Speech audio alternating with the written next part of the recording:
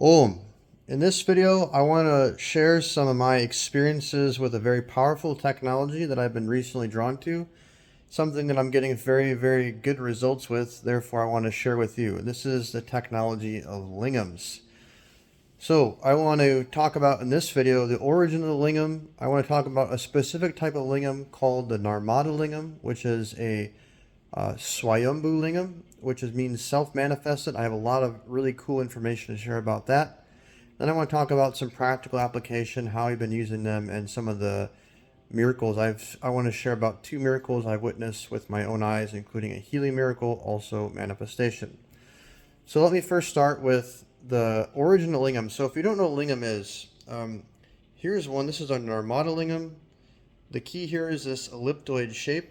The more traditional Lingams that are man-made look a little bit different. They have the little base with this sticking out of it. I'll talk about the shape and all that stuff in a minute.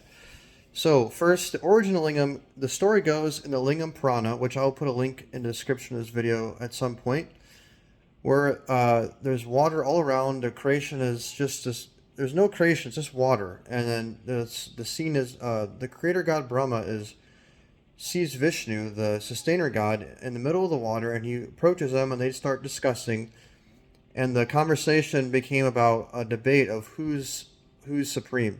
Brahma is explained to Vishnu, I'm the supreme one, everyone worships me. Vishnu explains to Brahma that I'm the supreme principle. And then like this, the story goes in the text that they actually broke out into a fight. And around that time, this massive pillar of light, which they describe as very grand, beyond what I'm capable of, columns of fire, and this massive grand pillar of light appeared. Both Brahma and Vishnu were just looking at it, and they decided, Vishnu decided, Brahma, go and see if you can find the top of it, I'll go and try to find the bottom of it. And so they did this for 1,000 divine years. Brahma went up, Vishnu went down. They came back and met where they started off after 1,000 divine years, and they could not find the end of this. It was an unlimited pillar of fire.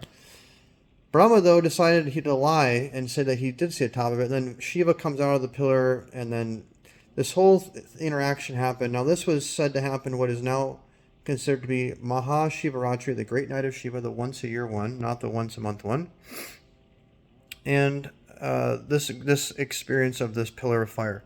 So that's the origin of the Lingam.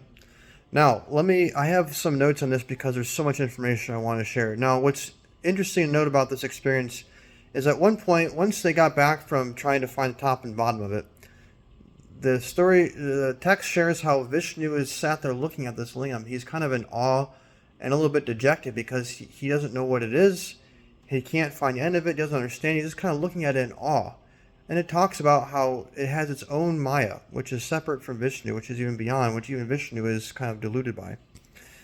And at that point, the sound Om emerges from the Lingam. This is Vishnu having this mystical experience where he sees Ah on the right side, U on the left, and or Ma in the middle.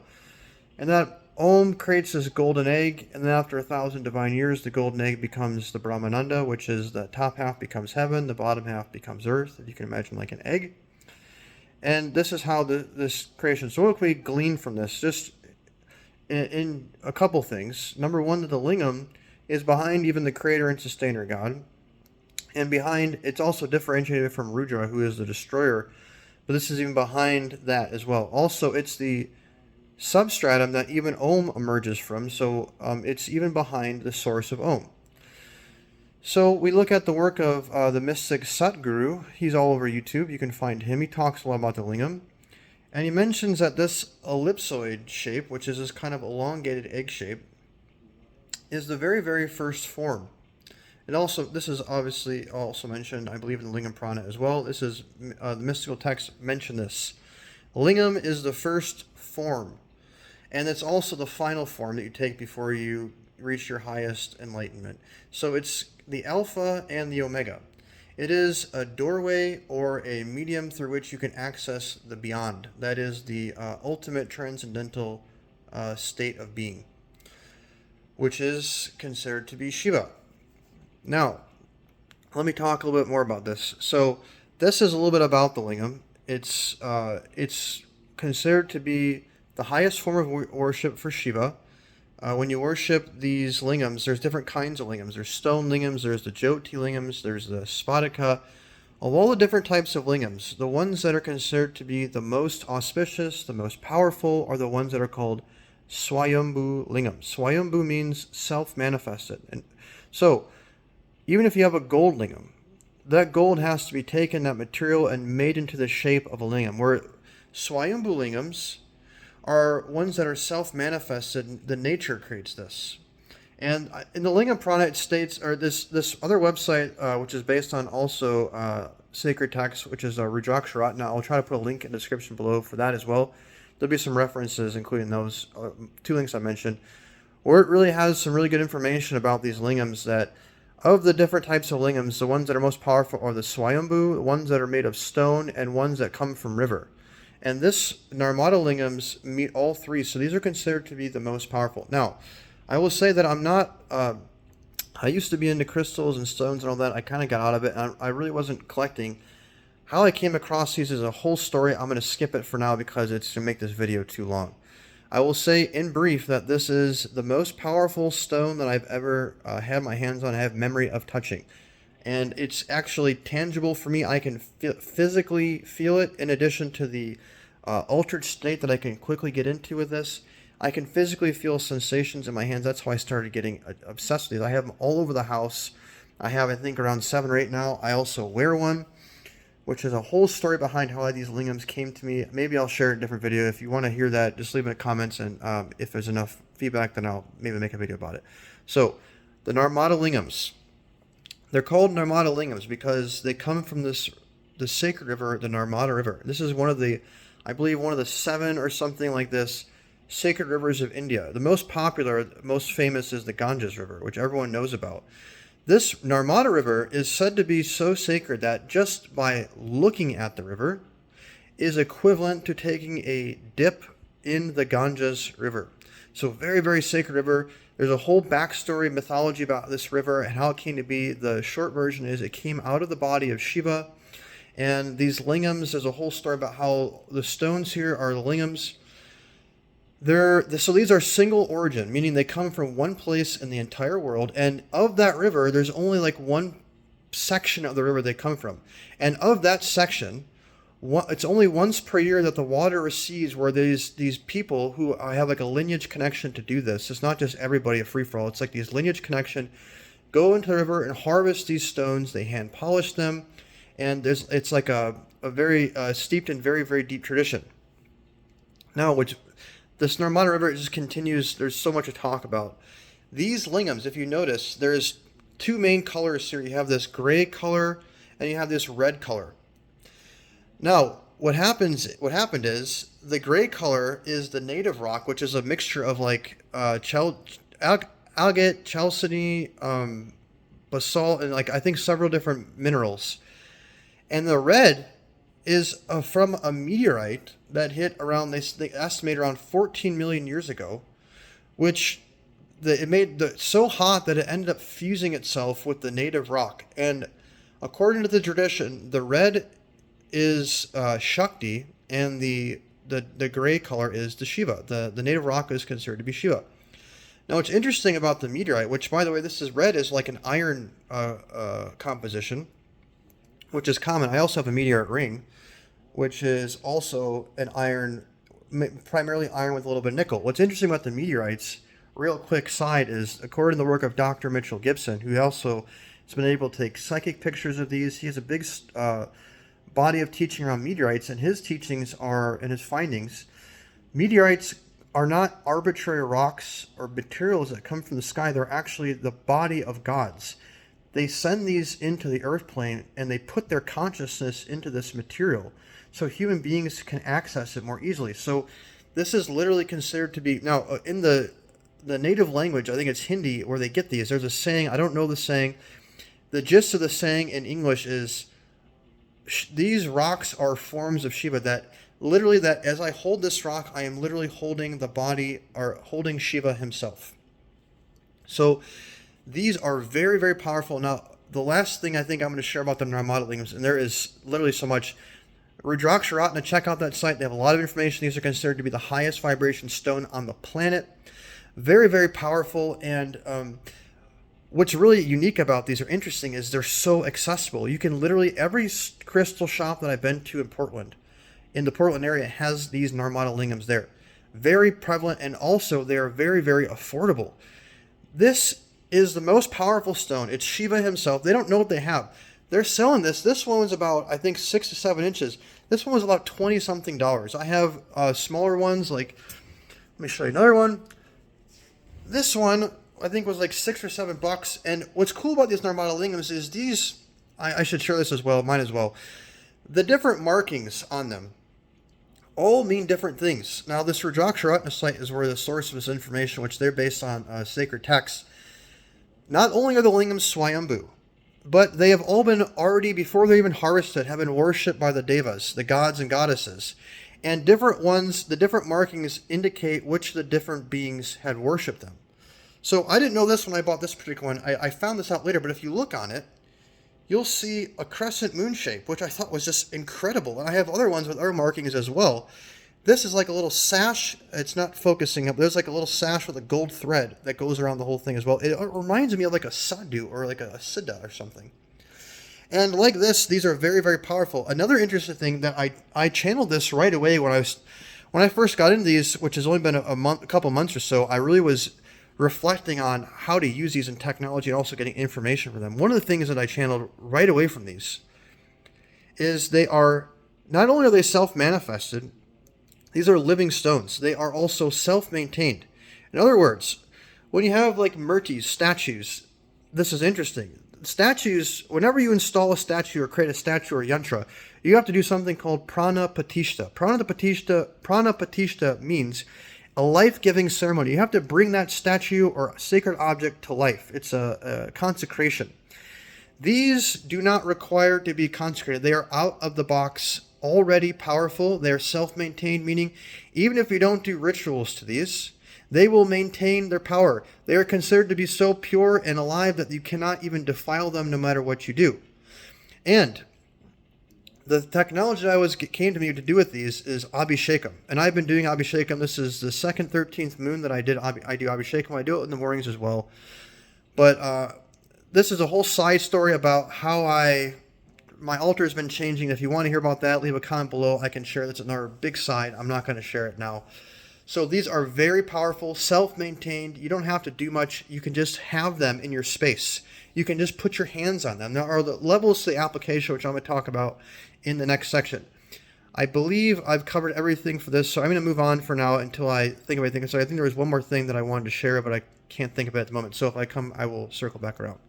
Okay, now let's talk about the practical application. How to use these stones, and what are some of the things that I've noticed? Well, let me first talk about the miracles, the two miracles, and I'll talk about the application.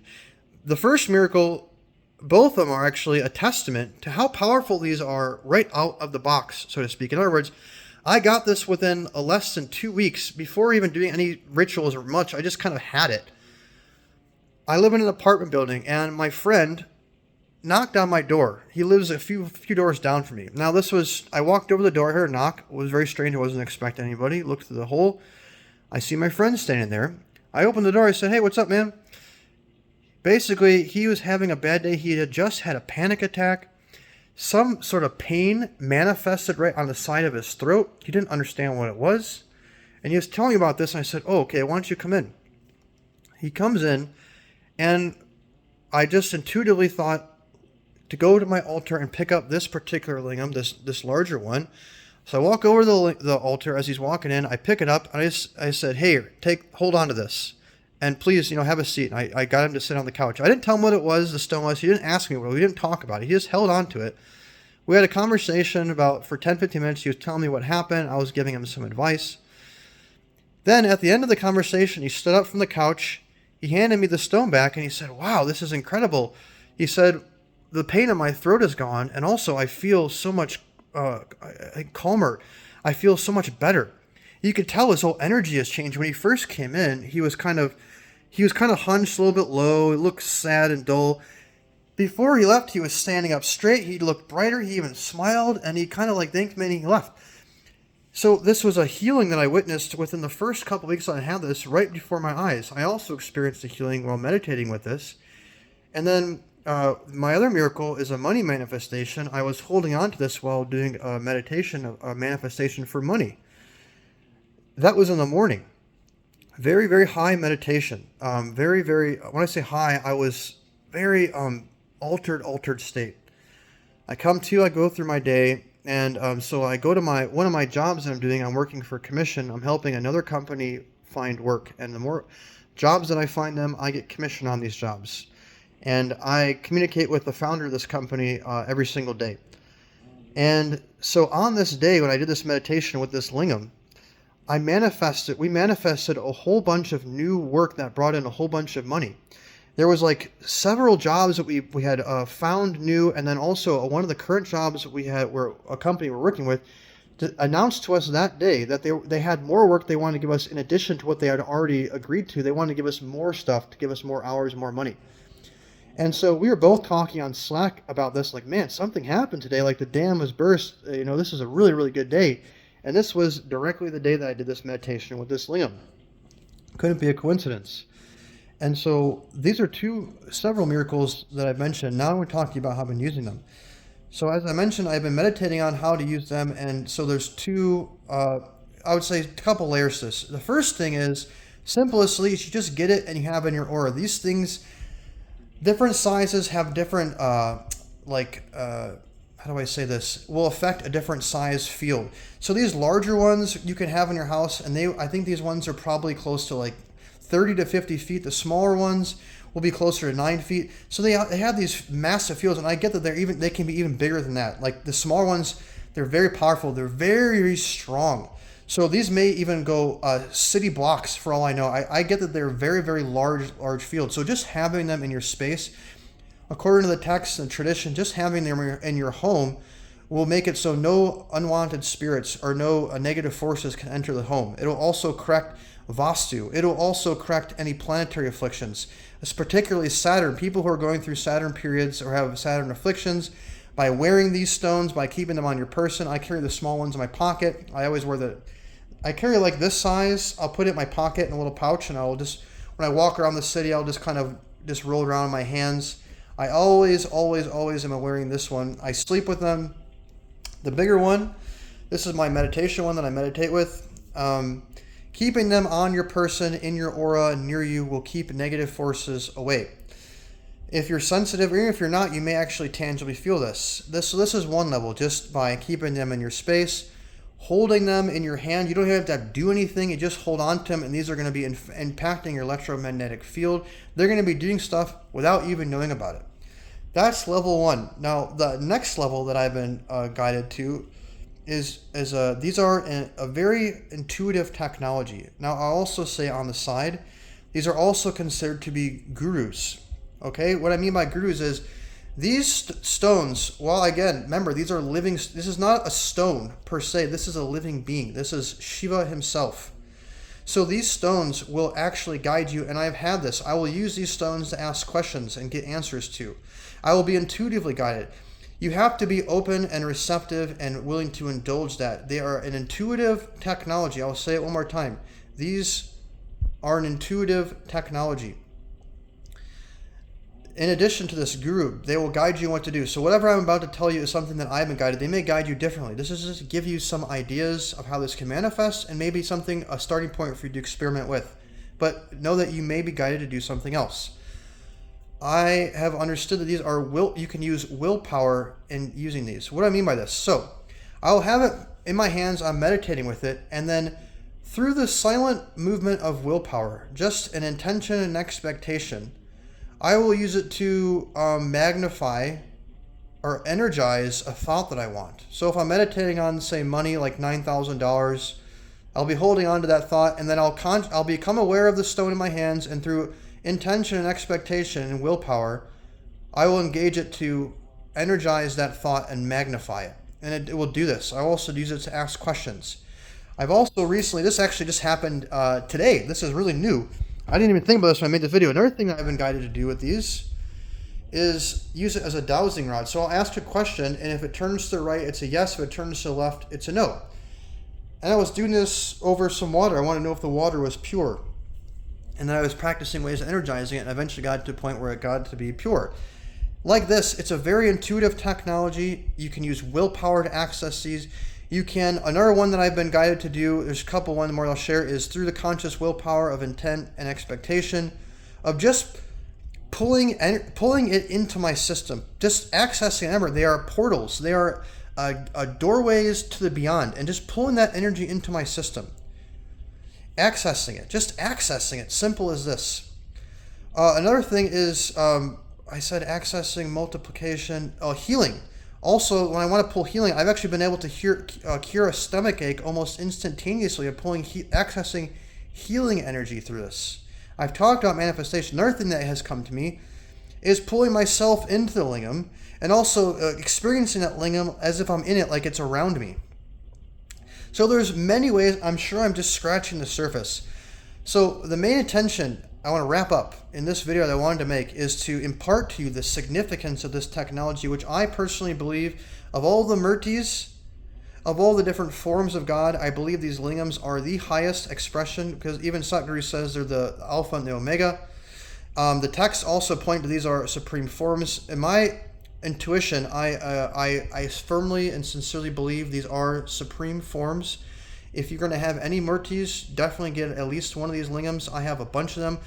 But what was interesting was I tried to go get more of them, and I couldn't make a connection. Because when I go to the store, I don't just grab them. I feel them. I make a connection.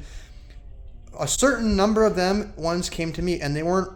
I sincerely believe this was not a mistake. Each one has a different one. This keeps going deeper down the rabbit hole. I can literally keep talking about these. I've noticed that some of them I've been guided to pick up or use for relationship. Some of them are even used for like meditation. Some have been used for like going to the sauna and detoxing. I'll be guided to take one with me. Like they all have their, I believe that through any one of these lingams, you can access all of them, and I do that. I'll invoke all of them and I'll go do an abhishekam. You can access the primordial lingam through them. But I also do believe that each one will kind of be like a specialist. It's like a different aspect that you can tap into a unique energy with. So go have fun and play with them. I wanted to make this video to ultimately for those who feel the call, who need a signpost. Maybe there's some guidance for you to get these, who are watching this video.